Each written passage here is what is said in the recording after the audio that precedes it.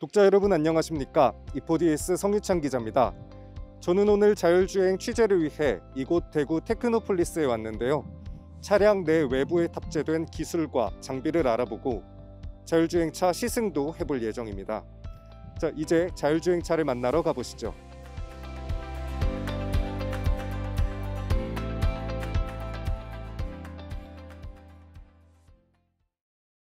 안녕하세요. 네, 간단한 자기소개 부탁드립니다. 안녕하세요. 소네트 차관호 연구원입니다. 저희 소네트는 일반 차량을 레벨 4 자율주행 차량으로 업그레이드하여 자율주행 로봇 택시를 제작, 판매하고 있는 회사이며 저는 테스트 파일럿을 맡고 있는 차관호 연구원입니다. 네, 소네트가 지난달부터 자율주행 유상운송 서비스를 시작했다고 들었는데 이에 대해서 설명 부탁드립니다. 네, 저희 지난 1월 5일에 대구시로부터 유상운송 면허증을 수여받는 출범식 행사를 가졌고요. 지금은 사전 신청 주신 분들을 대상으로 일종의 포커스 그룹 테스트를 진행하고 있습니다. 조만간 이제 전체 일반 시민분들께도 공개할 수 있도록 작업을 하고 있습니다. 네, 이제 차량 외부에 설치된 장비들을 살펴볼 텐데요. 네, 연구원님, 차량 위쪽에 설치된 저 장비는 어떤 장비일까요? 지금 차량 상부에 보시면 라이다 센서 하나를 확인하실 수 있습니다. 라이다 센서는 360도 전방을 돌면서 장애물을 탐지하는 데 사용되는 센서입니다. 그 외에는 GPS를 위한 안테나 정도만 확인하실 수 있고요. 저희는 다른 자율주행 차량들과는 다르게 센서의 개수를 줄이면서도 소프트웨어 최적화를 통해서 동등한 수준의 자율주행을 구현하도록 노력하고 있습니다.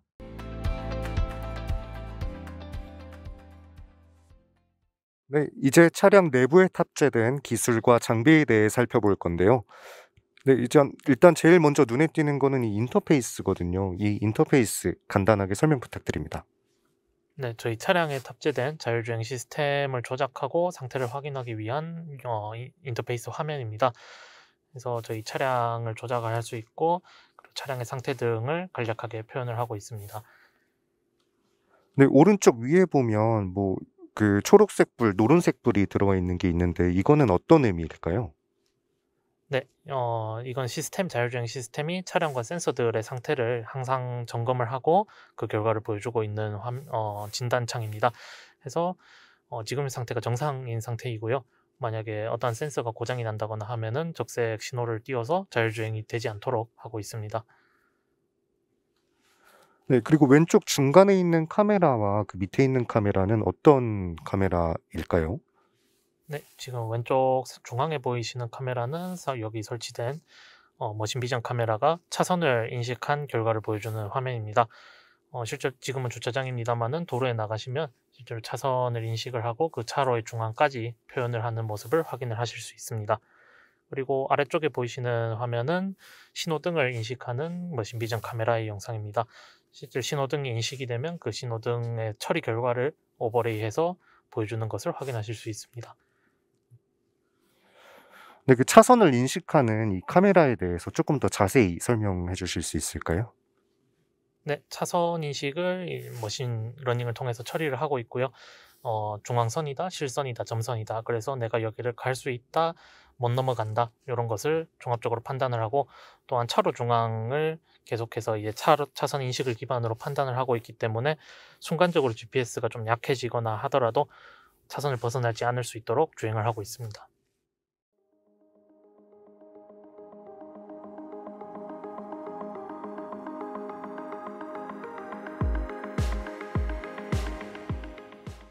일단 이제 자율주행차가 움직일 때 어느 정도의 데이터가 나오느냐 요걸 볼 때 저희가 예전 이제 프로젝트 하면서 좀 측정을 해봤을 때는 한 10초에 1기가 정도가 이렇게 쌓이더라고요. 10초에 1기. 예, 엄청난 양이죠.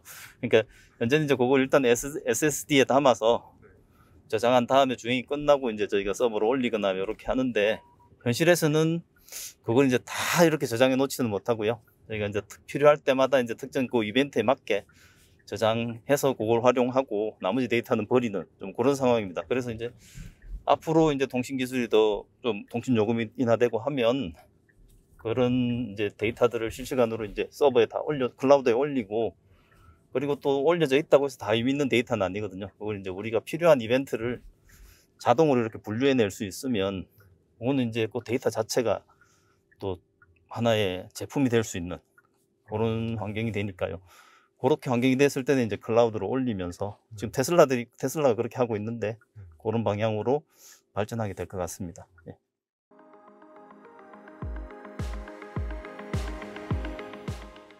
해당권 차량 통신은 이제 V2V 통신이라고 그러고, 그걸 좀 더 포괄적으로 보면 V2X 통신이라고 해서 Vehicle to Everything, 그렇게 해서 이제 V2I, V2V 뭐 그런 게 있어요. V2I는 Vehicle to Infrastructure, 그래서 이제 신호등이라든지 도로의 어떤 공사 구간 이런 걸 알려주는 이제 그런 신호들이 오고요.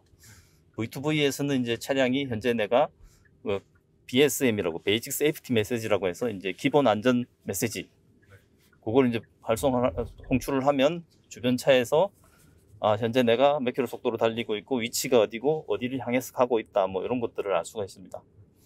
그래서 이제 서로 교차로에서 이쪽 방향으로 다가오는 차가 있으면 좀 주의를 해야 된다, 뭐 이런 부분들을 이제 써서 서로 통신을 하고 있고요.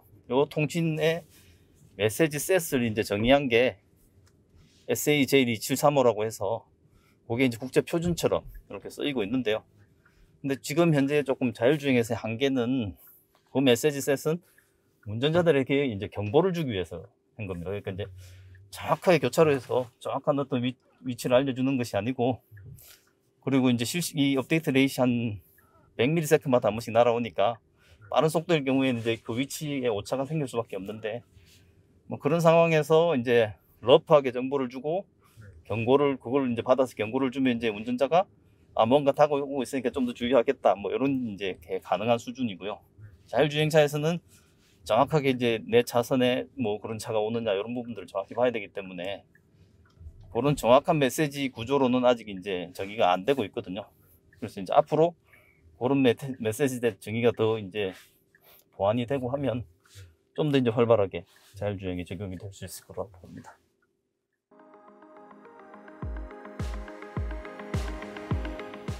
보시다시피 이제 자율주행은 스스로 조향을 하고 뭐 가감속을 하니까 우리가 뭐 해킹에 의해서 아주 정교한 제어는 못하더라도 급하게 이제 핸들을 꺾는다든지 뭐 가속을 시킨다든지 이런 부분들이 가능해질 수 있는데요. 일단은 뭐 저희들은 그런 걸 방지하기 위해서 자체적으로 이제 소프트웨어적으로 그런 이제 이상 현상들이 들어오면 차단하는 이런 것들은 있지만은 좀 더 이제 궁극적으로는 이제 좀 국제 표준의 보안 모듈이라든지 이런 부분들을 탑재해서 좀 안정화시켜 가야 될 필요가 있습니다. 현재 아직은 뭐 저희가 완전히 인터넷에 개방돼서 서로 물리는 이런 환경은 아니기 때문에 그렇게 이제 따르지는 않는데, 궁극적으로는 이제 그런 부분들이 특히 이제 V2X 통신이 되고 이러면 반드시 보안 모듈이 탑재돼서 같이 작동해야 될 것으로 생각합니다.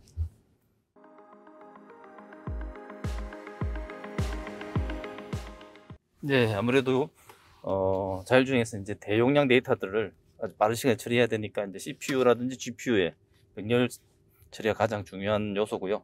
그리고 또 소프트웨어적으로도 대용량 데이터를 얼마나 최적화해서 이제 빨리 처리하느냐 이런 부분들이 핵심이 될 거고요.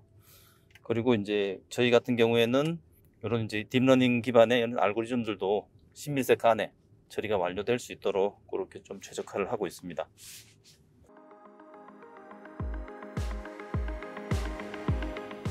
지금 저희 차도 자율주행 임시운행 허가를 받아서 이제 공로를 다닐 수가 있고요. 그리고 이제 유상운송을 하는데 유상운송도 시범지구에서만 제한적으로 이렇게 할 수 있게 허용을 해준 거거든요.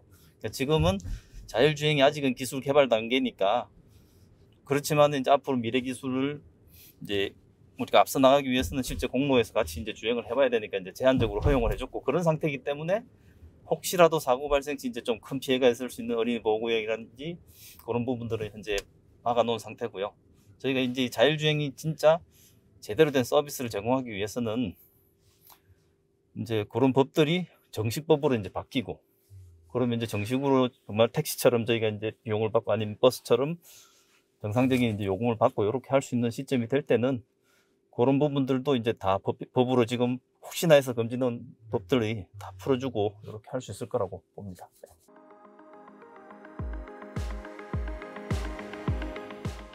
네, 지금 현재 뭐 그런 돌발 사항들을 이제 다 감지하기 위해서 저희는 이제 카메라, 라이다 이런 센서들을 다 활용하고 있는데요. 그 중에 하나 이상 뭐 조건에 따라서 하나 이상 또는 2개 이상이 이제 탐지되면 반응하도록 이렇게 설계되어 있습니다. 근데 이제 그 센서들의 속도, 이렇게 처리해주는 속도, 이렇게 주기적으로 이제 센서에서 값을 받아올 건데, 속도가 어떻게 되냐면, 뭐, 라이다 같은 경우에는 한 50ms마다, 또 레이더도 50ms, 그리고 이제 카메라는 20ms 간격, 이렇게 이제 되고 있거든요. 그러면 저희는 적어도 50ms 안에는 이제 탐지를 하고 반응을 할 수 있다. 이렇게 이제 보고 있습니다.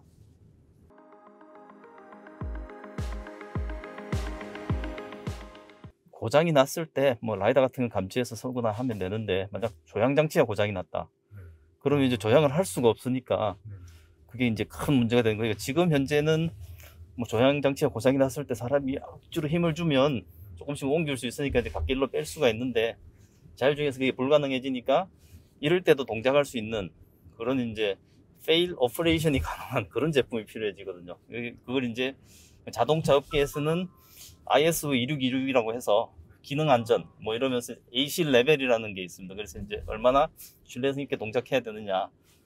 그게 지금은 보통 AC 레벨 B 정도 등급이 차량에 탑재되고 있는데, AC 레벨 D라고 하면 어떤 경우에도 동작을 할 수 있는 이제 그런 제품이 돼야 되거든요. 그러니까 이런 조향 장치라든지 브레이크라든지 핵심적인 부품들은 그런 페일 오퍼레이션이 가능한 제품으로 그렇게 이제 변경을 해야 됩니다. 그걸 할 수 있는 회사들이 그렇게 많지 않고, 또 그걸 하기 위해서는 저희는 이제 리던던시라고 하는데, 똑같은 모터를 2개를 넣어서 하나가 죽어도 다른 모터가 이렇게 작동을 해주는 이제 그런 형태로, 예, 작업이 이게 이제 바뀌어야 되거든요. 그렇게 이제 AC 레벨 D를 지원하는 이제 이런 부품으로 바꾸는 데는 꽤 많은 시간이 소요될 거다.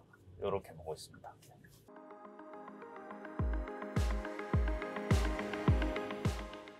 예, 지금 뭐 저희 생각에는 뭐 2020년도에 도로를 잘 주행할 수 있게 이렇게 설계된 차량이 뭐 몇 년이 지나서 주행이 어려워지는 이런 상태까지는 되지 않을 건데요. 대신 이제 기술이 발달해서 이제 좀 더 부드럽고 안전하게 주행할 수 있는 이런 부분에 대해서는 성능이 좀 떨어질 수 있을 겁니다. 그런데 이제 그걸 대체하느냐 마느냐 이런 고민을 하게 될 거고요.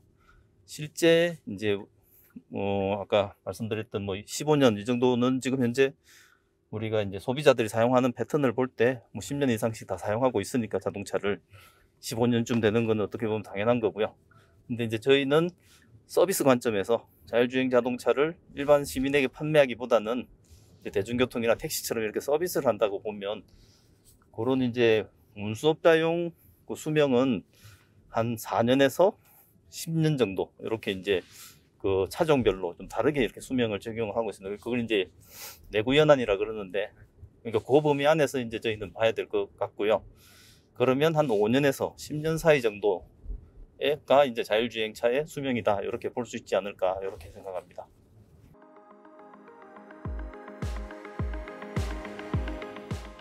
라이다하고 카메라 같은 경우에는 우리가 광학적으로 실제로 우리가 눈으로 보는 것처럼 그런 효과가 있기 때문에 안개나 폭우 상황에서는 분명히 이제 좀 성능이 떨어지게 돼 있고요.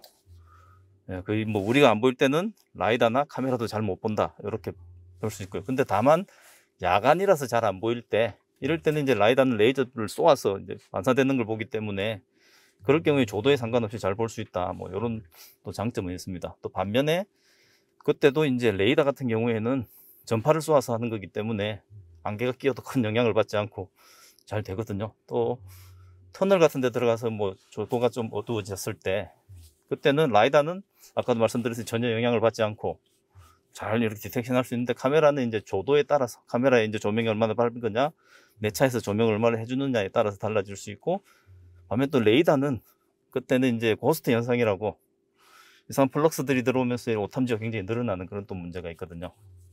그래서 이제 센서는 날씨나 환경에 따라서 굉장히 이제 서로 다른 그런 이제 부작용들이 생길 수 있고, 그걸 보완하기 위해서는 이제 3가지 센서를 전부 융합해서 통합적으로 판단해야 되는 그런 부분이 필요합니다.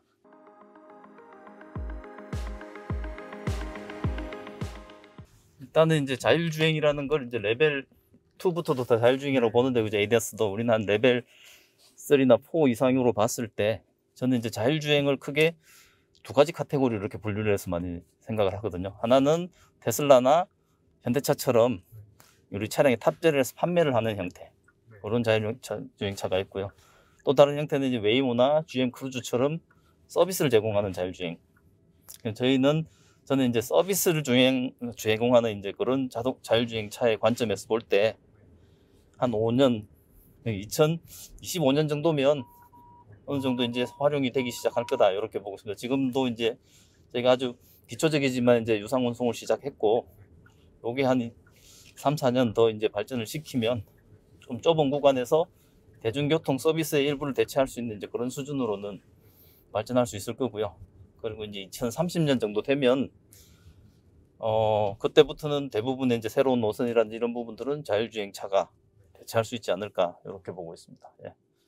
근데 이제 뭐 시판되는 차는 레벨 4가 시판될 거냐 안 될 거냐라는 문제부터 좀 더 고민을 해봐야 되겠죠. 지금 레벨 2나 3까지는 운전자가 어느 정도 책임을 지는데, 레벨 4부터는 이제 제조사 책임 뭐 이런 부분들이 강해지기 때문에 그 부분은 조금 또 다른 관점이 될 것 같습니다.